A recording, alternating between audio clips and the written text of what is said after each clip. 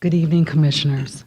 We will officially convene this public meeting of the Civil Service Commission of Metropolitan St. Louis Sewer District on February the 4th, 2021 at the offices of MSD. Sitting for the Commission, we have Mrs. Annette Adams, our chairperson. We have Bishop Michael Jones, who's also one of our members of the Commission. On behalf of MSD, myself, Tracy Coleman, Director of Human Resources. We have Tim Snoke, Secretary Treasurer for MSD.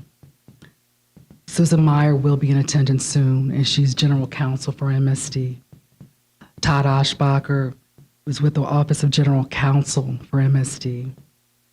Danielle Daly with the Office of General Counsel for MSD will also soon be in attendance. Tracy Rader is the Appeal Reporting Services as our court reporter. And we are here today to review the proposed changes for discussion of the submitted public comments regarding updates to the civil service rules. The district concluded negotiations with our labor and trade unions in 2020. The new collective bargaining agreement, also known as the CBA, required updates to our civil service rules.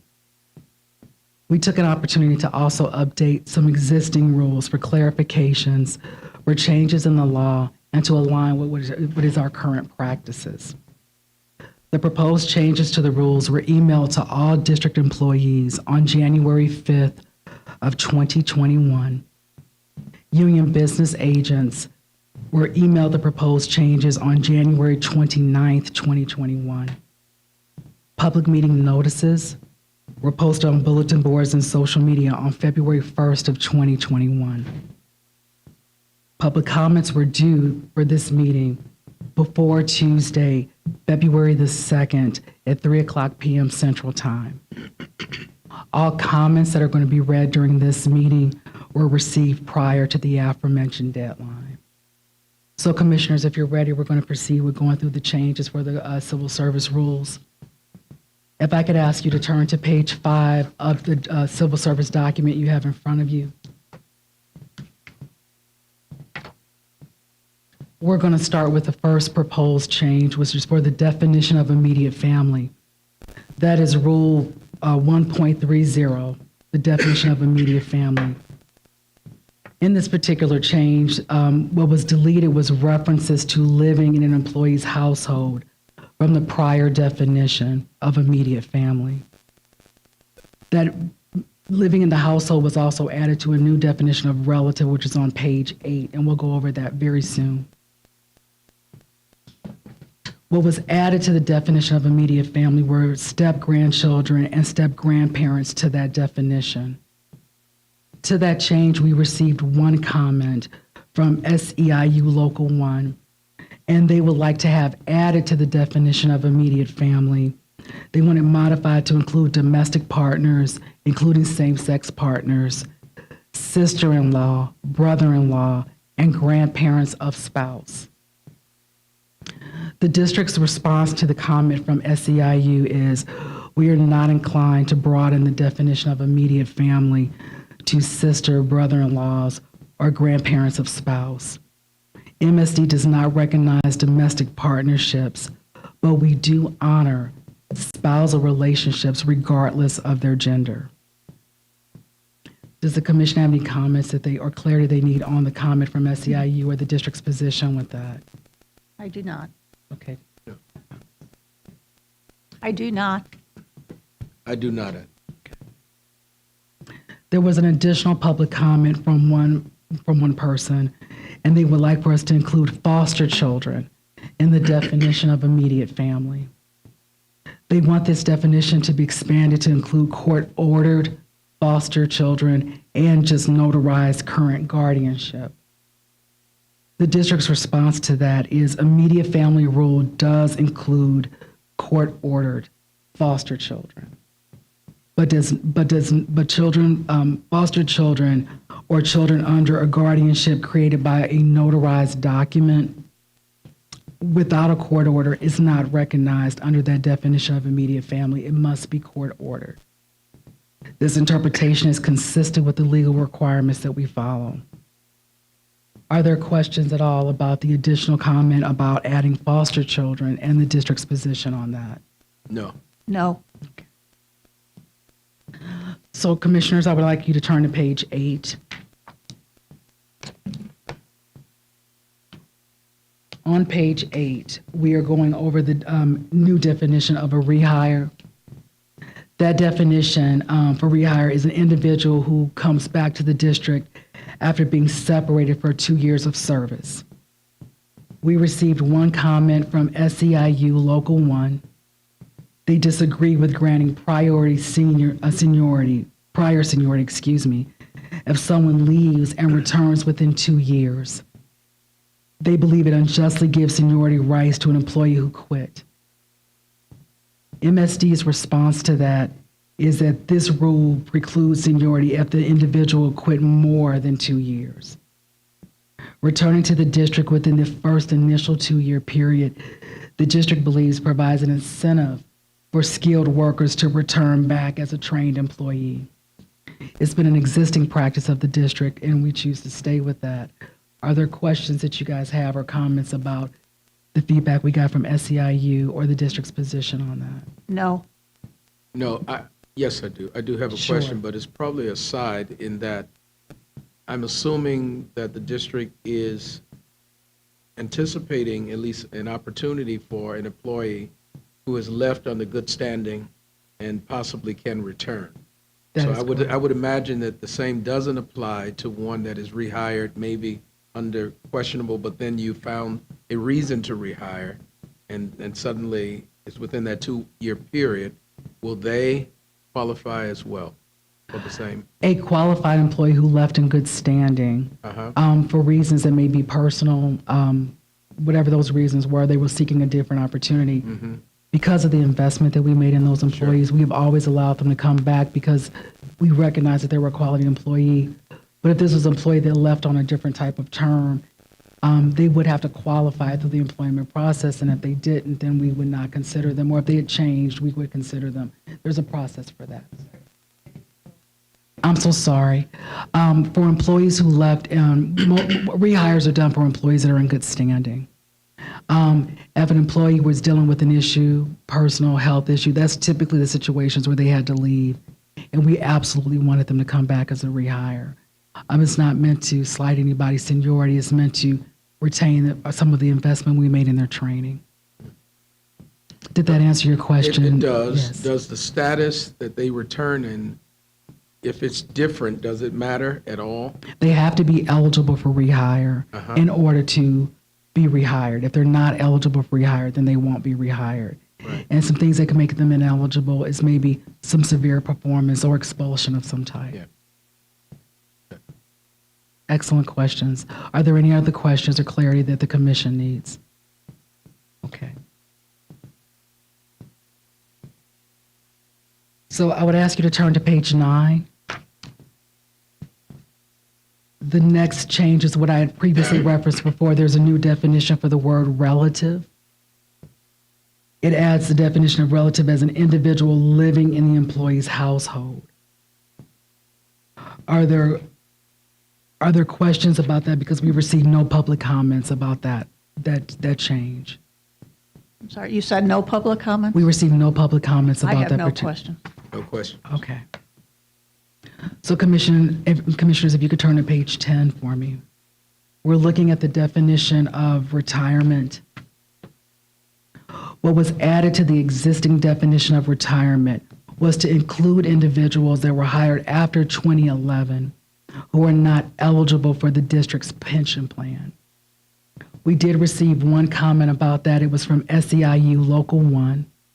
Their comment was, retirement has a defined benefit as well as a defined contribution plan, which is the 403B plan. The question is, why is there a 60-month period instead of immediate vesting? The district's response is, the new modification to the rule acknowledges the fact that there are 2 different types of retirement plans. The 60-month vesting schedule period is a plan, an existing feature of that current plan, and not addressed in the rules of the civil service. and this is not the proper forum to address that particular issue.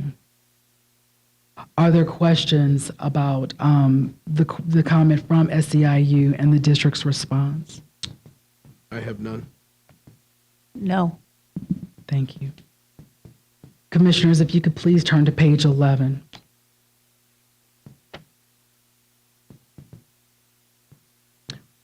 We are looking at a new definition called training program adjustment.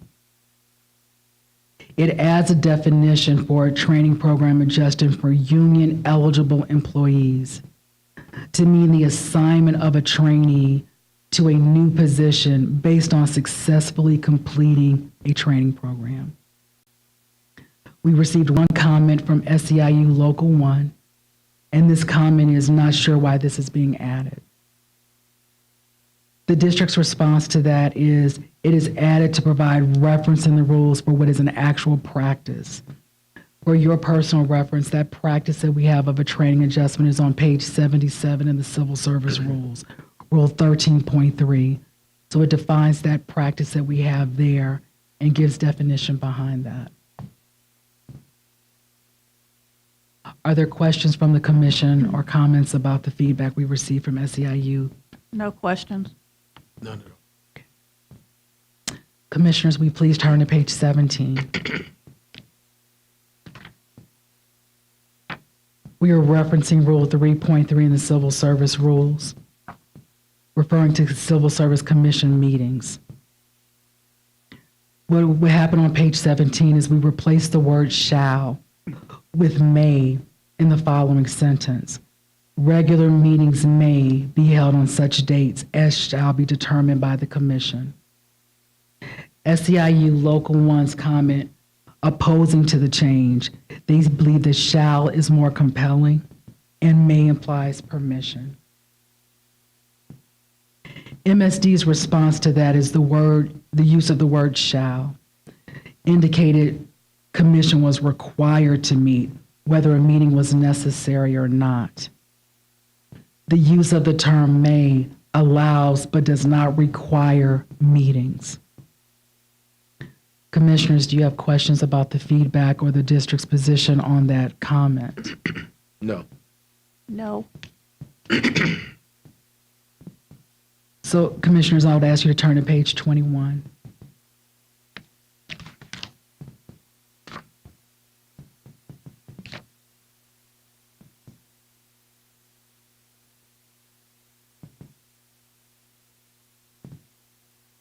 We're looking at Rule 4.5, the disqualification of applicants.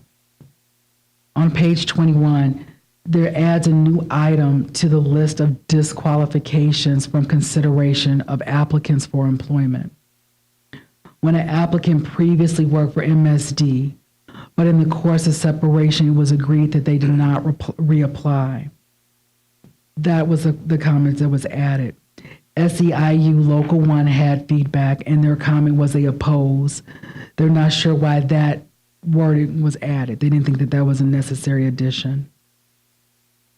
The district's response is it simply clarifies that an employee who leaves and agreed not to reapply because they're not eligible for rehire are prohibited from applying by the rules from doing so. Commission, do you have questions or concerns about the feedback or the changes to that rule? I do not. Are we saying that they have no opportunity to reapply because of the way they left the company? Yes, as part of their initial departure. As part of that agreement was based off of performance. We said that they were ineligible for rehire. We wanted the rules to be able to identify that that person would not be able to reapply based on the reasons and the explanations behind their initial departure from service. And is this no reapply to the company at large or the position? The company at large. Okay. Do you have questions No. or concerns about that feedback? No, I'm good. Okay, great. All right, thank you, guys. So I would ask you to go to page 39.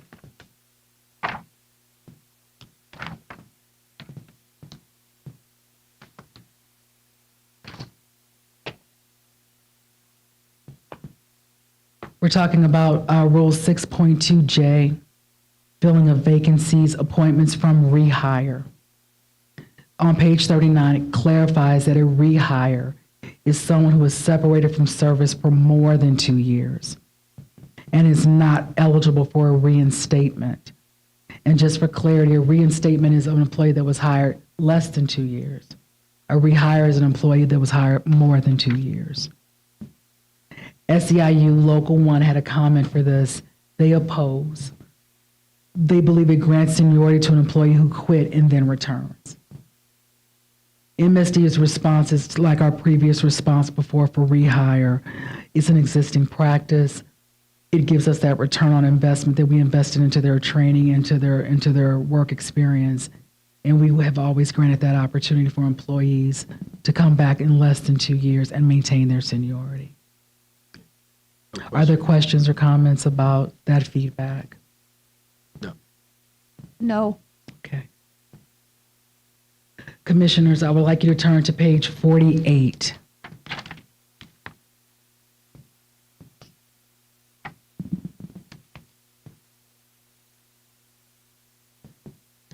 We're looking at Rule 8.1, discrimination and favoritism prohibited. On page 48, what was added was sexual orientation, familial status, ancestry, national origin, to race, age, sex, creed, and color as categorized as protected from discrimination. SEIU Local 1 had a comment. They wanted us to add gender identification. MSD's response is gender identity only recently became recognized as a protected classification. MSD's charter, which governs the civil service rules, does not include gender identity as a protected category. When the charter is next updated, this recommendation can be made and the civil service rules will be updated at the time of its next revision. In any case, MSD is always obligated to follow the law. Are there questions, comments, or concerns about the feedback for Rule 8.1? I have a little concern. Could you please read your response again? I will be glad to. The response from the district is gender identity only recently became recognized as a protected classification. MSD's charter, which governs the civil service rules, does not include gender identity as a protected category. When the charter is next updated, this recommendation can be made, and the civil service rule will be updated at the time of the next revision.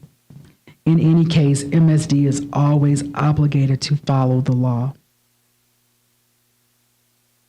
Is there an issue with adding it now, though? I will look for feedback from our council at this point. There is, because our charter does not include, this would expand the civil service rule beyond the terms of the charter. The charter is the governing document which governs the district, including civil service rules and committees. So we can't go beyond. We are adding the categories of sexual orientation, familial status, ancestry, and national origin to the charter now, but it is too late to also add gender identity. But on the next update, it will be caught at that time. The gender identity is a protected characteristic that just was identified by the U.S. Supreme Court last summer. So it's very recent. Okay, I understand. So, Although it is, I'm sorry. No, I'm fine, go. Although it is very recent, do you believe that if there's a question raised during this timeline, that there's enough coverage or oversight for that gender question to make sure that the district has it covered? An employee could still raise that as an issue. It is a characteristic protected by law, and MSD is required to follow the law. So despite the absence of the term in the rule itself, Yeah. it is an issue that could be raised. So the charter cannot be changed as of now? not to get this in on a timely basis. The charter change requires a commission, much like this, to go through the changes and then it to be put to actually a vote of the. So you don't think the risk is, it's a worthy risk of waiting until the charter can be changed and leaving it out at this time? It's really, MSD will follow the law regardless of the absence of the words. So it isn't a risky situation. It's from a technical standpoint, it can't be added. Okay. Good. Excellent questions. Are your questions answered at this point? Yes. Yes. Thank you, Todd.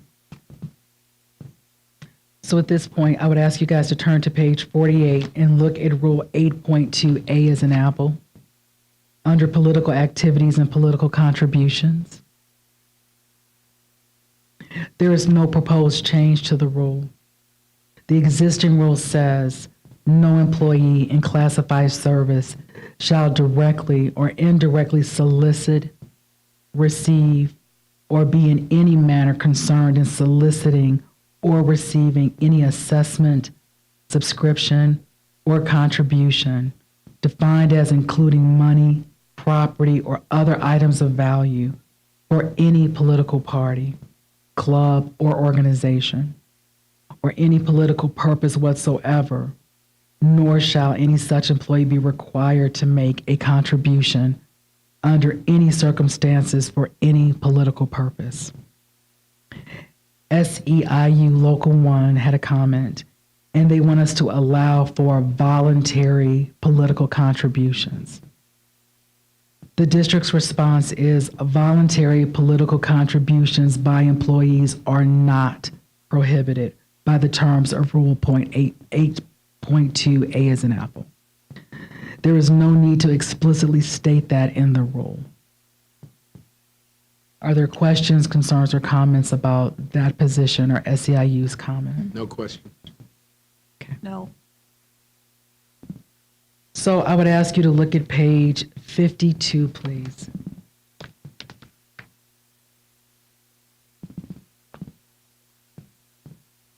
Rule 8.5, relatives and members of household, employee relationship conflicts.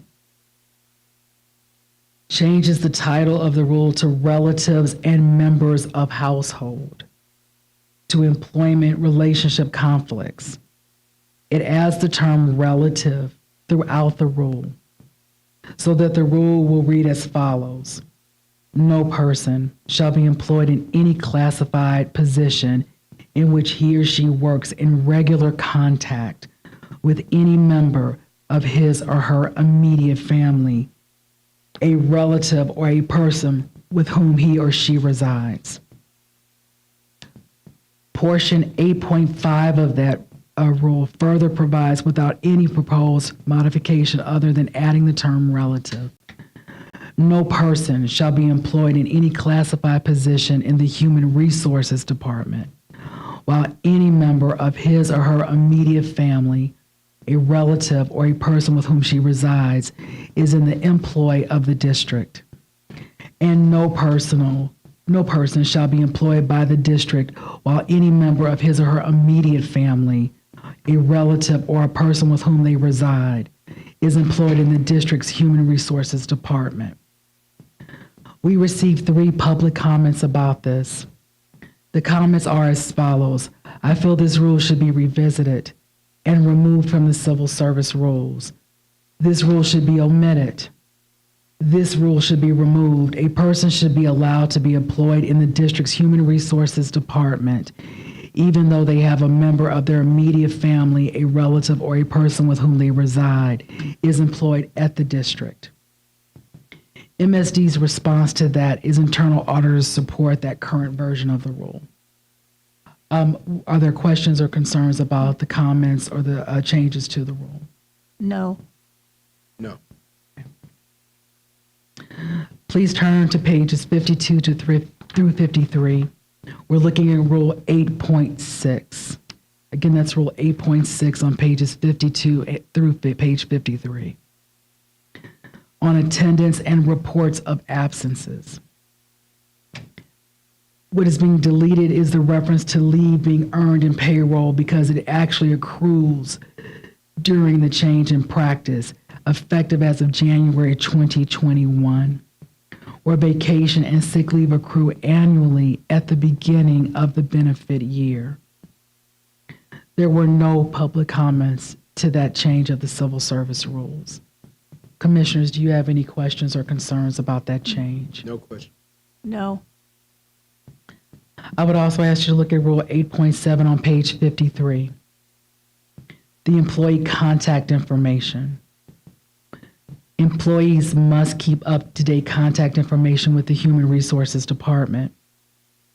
Previous titled change of employee contact information and required notification initially was to the supervisors only. There were no public comments about that change. Commissioners, do you have any questions or concerns about that change? No question. I do not. Okay. Please look at page 56 next. We're looking at rule number 9 under performance management. Rule 9.3, D as in dog. Performance appraisals of reassigned and reallocated employees.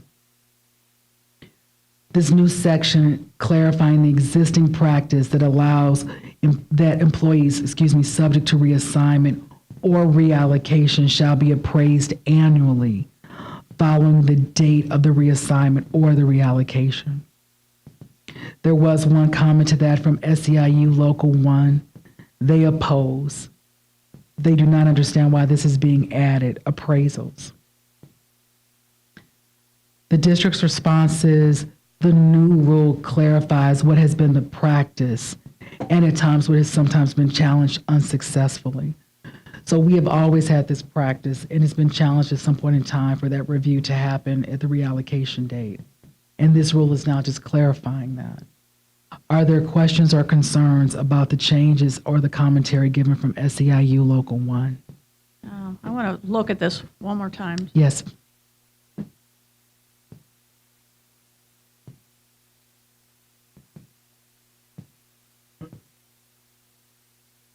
No questions. No question. Thank you. So I would ask you to look at page 56. Again, we're looking at Rule 9.4 under Administration of System. Changes due to electronic record keeping of personnel evaluations maintained in accord with the district's information governance program. Those are the changes to language, and there were no public comments about that.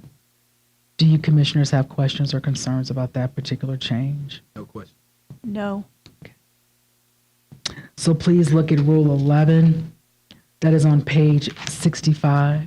Rule 11.6A, Section 2, under suspension. What has been eliminated is suspension with pay, as it was unnecessary language because it was never used. Suspensions always followed no pay. There are no public comments to that particular change. No question. No questions. I would also ask you to stay on page 65 and look at Rule 11.6A, number 4, which is dismissal.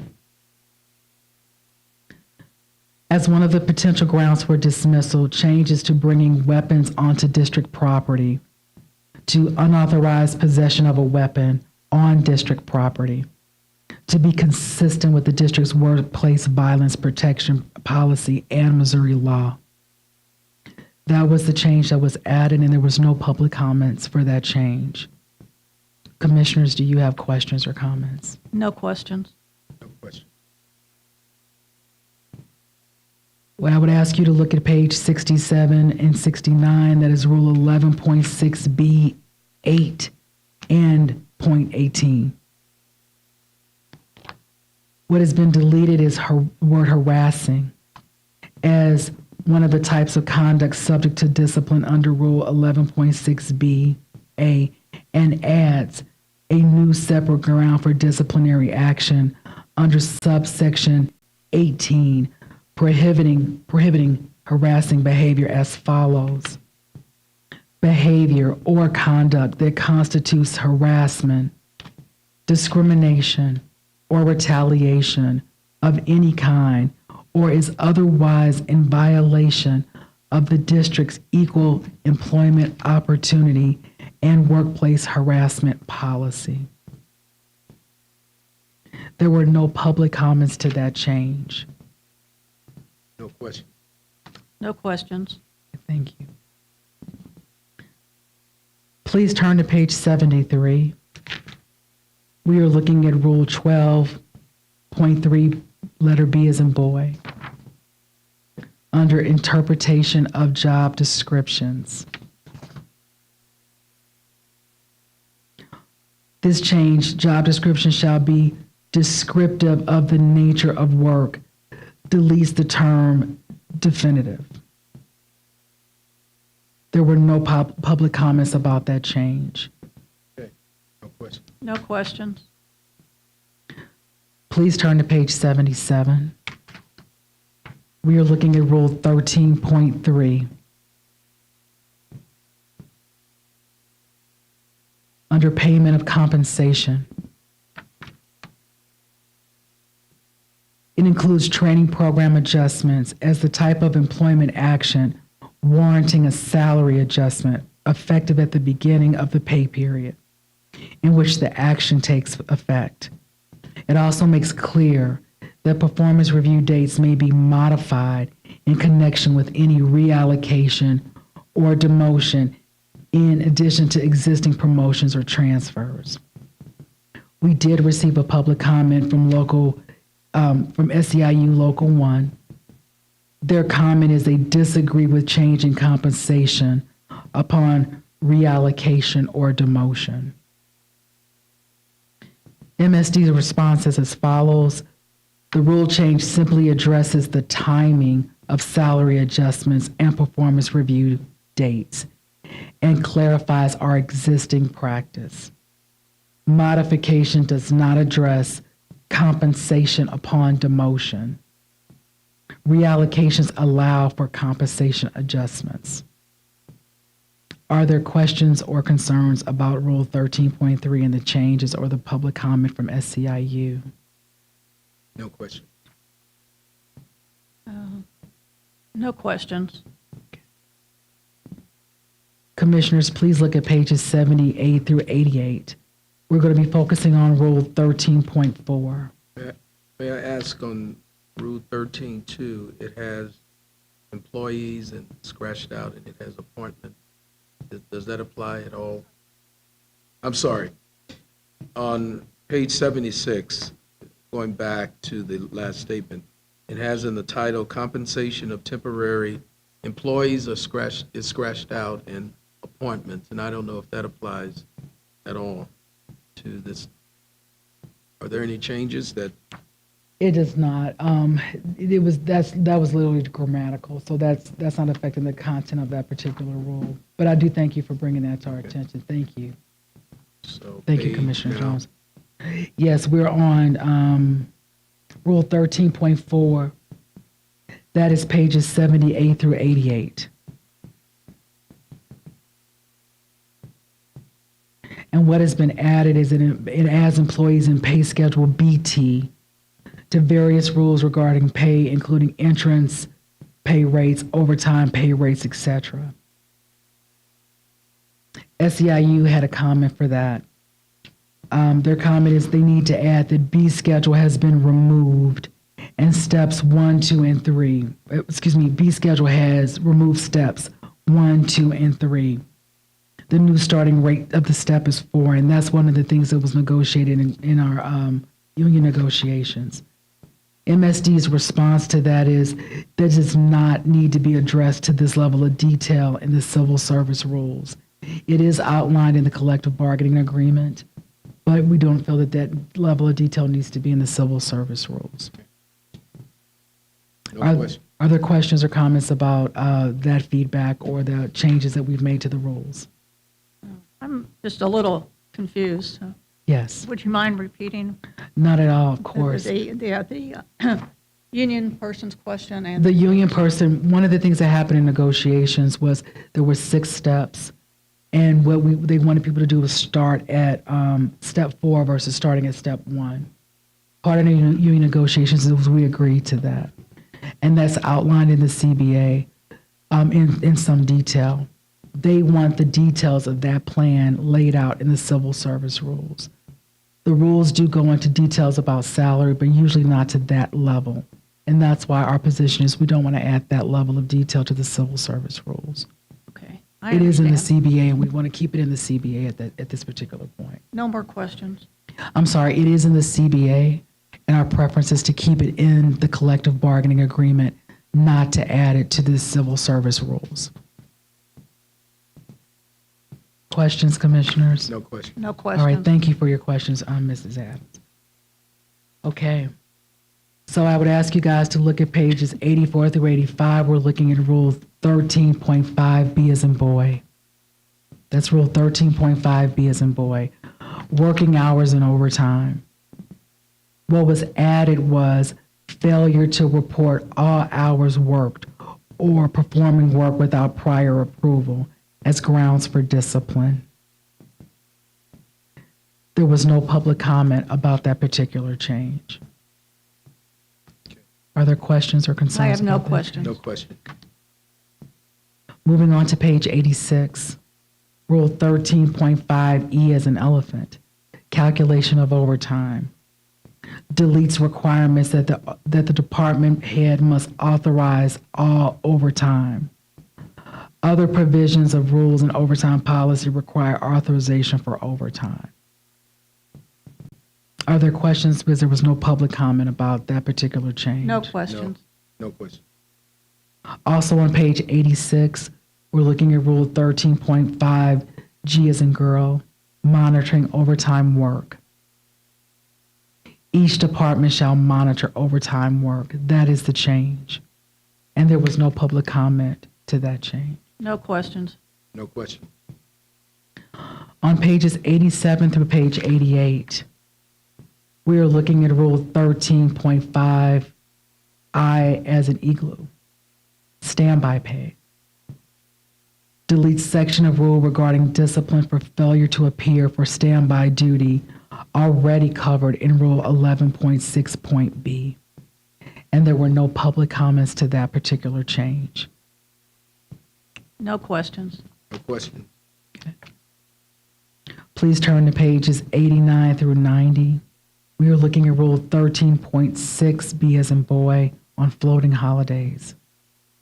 It deletes the portion of the rule that previously addressed earning additional floating holidays, issues covered already by the district's policy on sick leave and floating holidays. We did receive one public comment, and that was from SEIU Local 1. Their comment was they disagree with the change.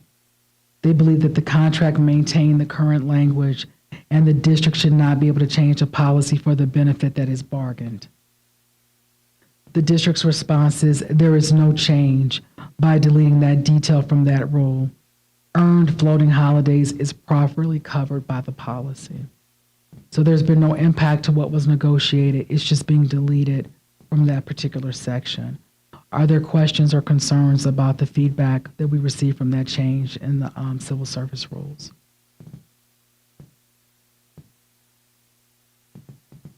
So if there is a question, obviously the union has a question on this point. Are they arguing that it's not, hasn't been negotiated and it's not in place if you eliminate this text? Yeah, just so that I'm very clear about their position, because they're not here to give actual feedback. Their feedback was they disagree the contract that we negotiated with them maintain the current language. The district should not be able to change a policy for the benefit that is bargained. Our position is that the policy is not changing. That is it is in the collective bargaining agreement, and that language is outlined in one of our policies. For simplification, we were eliminating it from that particular section. So nothing's been changed. We just deleted it from that particular section. I have no questions. Thank you for your comments. I would ask you to look at page 90 next. Rule 13.6C as in cat, holiday observance. There is no change in the rule as proposed. The existing rule provides as follows.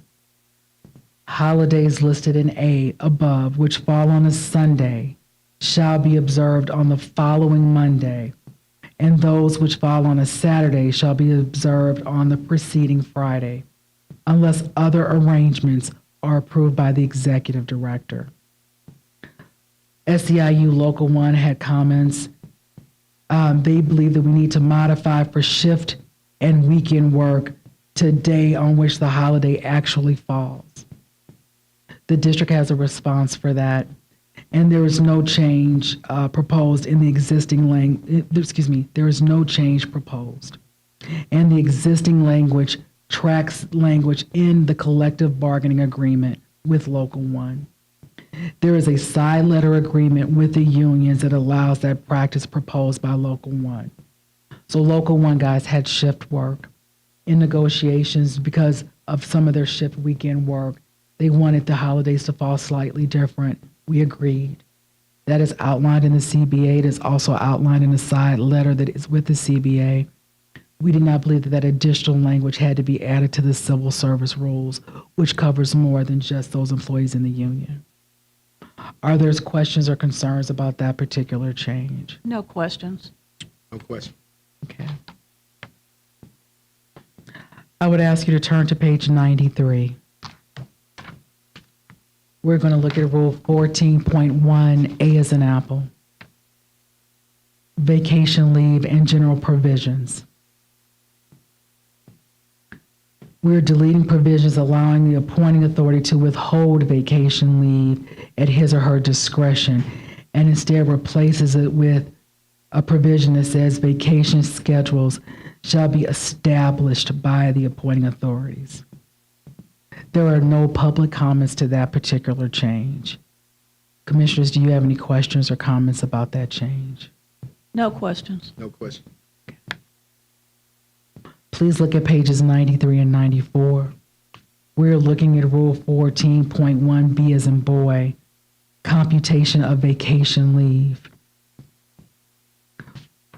What has happened is an established schedule of annual accruals and maximum annual accruals of vacation leave at the end of the calendar year based on years of service.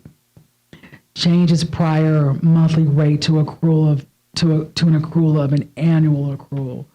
So these vacations were earned, as they got throughout the year, like each month they were earned.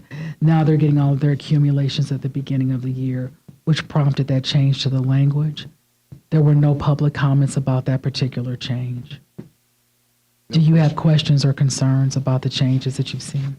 No question. No questions. Commissioners, please turn to pages 95 and 96. We're looking at Rule 14.1C as in cat, vacation leave accrual during military service.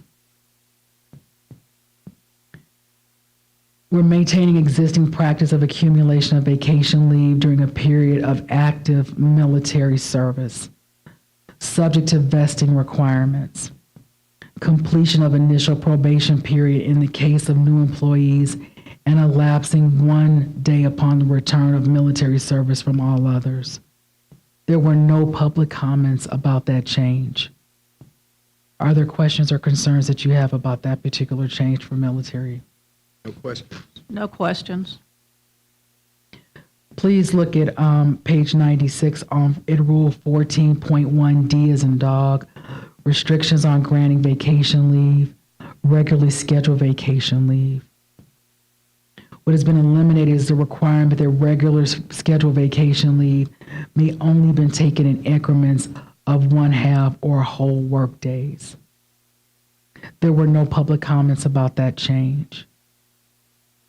Are there any feedback or comments from the commissioners about that? No question. No questions.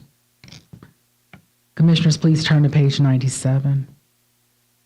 We are looking at Rule 14.1D as in dog number 2, which is emergency vacation leave.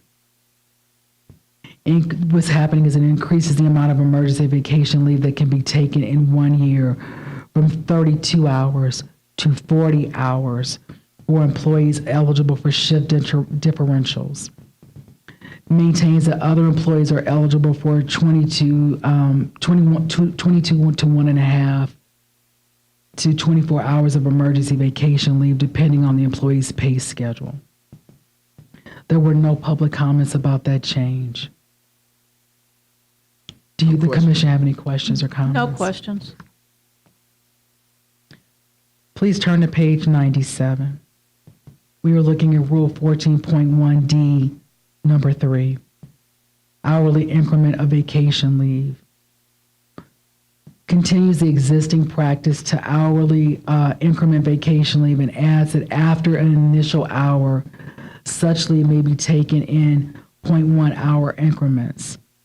Continues our existing requirements that hourly increment vacation must be requested in person to avoid it being used to avoid tardiness. There were no public comments about that change. Does the commission have any comments or concerns? No questions. No question. Commissioners, please turn to page 100. At this time, we're looking at Rule 14.3D as in dog, sick leave absences due to illness in employee's household. This continues the existing rule that sick leave shall not exceed 3 consecutive working days to care for a relative who resides in the employee's household, but clarifies that FMLA qualifying events are not subject to the 3-day limitation. The public comment is include relative or immediate family member residing in the employee's household so that foster children can be included. MSD's response to the public comment is, please see the public comment on the definition of immediate family rule above. So we believe that'll be addressed in the changes that we made in the immediate family rule and the relative rule. Are there questions, commissioners, or clarification that you need about the district's position? No questions. None. Okay, thank you. Commissioners, can you please turn to page 101? We're looking at Rule 14.5A and B. That is Rule 14.5A and B for military service, reserve leave with and without pay. Continues the existing rule and practices, but references the maximum annual accumulation of vacation leave in Rule 14.1 and makes the rule expressly subject to any limitations set forth by state or federal law. We received no public comments on those changes to the military service accumulation of leave with pay or without pay. Does the commission have questions or comments? No question. No questions. Okay, please turn to page 104. We are looking at Rule 14.7 for bereavement leave. It adds the italicized phrase as indicated when a death occurs within an employee's immediate family or to a relative who resides within the employee's household. He or she may request paid leave in accordance with this paragraph. At this time, there were no public comments about the changes to that civil service rule. Commissioners, do you have questions or comments? No question. No questions. Commissioners, please turn to page 105. We are looking at Rule 14.10, leave without pay.